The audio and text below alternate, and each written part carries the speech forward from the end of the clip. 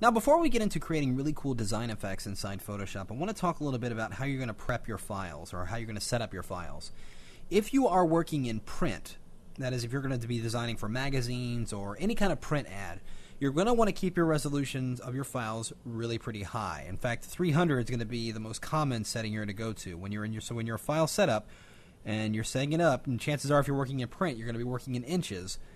So whatever dimensions you set up, you want to make sure that your resolution is at least 300 to keep the graphics really high res, because we're going to be doing a lot of different things and distorting and resizing and resampling, and that's going to be fine to a degree, but you want to keep your files pretty high res if you are in fact going to print. Now, if you're working in web or video, then it's not going to be as critical, but you will want to work in a relatively high resolution because we may end up scaling things up. That might be in a video or something on a web page you might want to scale up.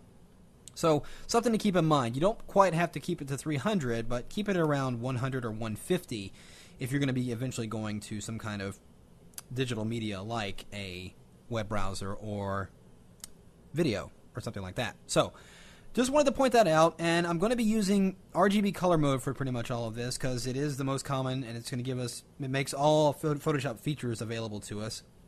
So that's the main color space I'm going to be working in. Again, if you're working in print and you know that you eventually convert your files to CMYK, you're going to want to pay attention to some of the graphics we create because sometimes they're going to be a little bit out of gamut and you'll need to color manage those or have to compromise on how they're going to look when they print, because some of these effects honestly do look better on screen. They're going to be look more for like a web page or video or aspects or something like that. Some elements like that. So just take a note of that as far as what's going to be for print and what's going to be for video as you're going and creating these files. Be wary of the resolution. And let's get started and have some fun making some cool design graphics.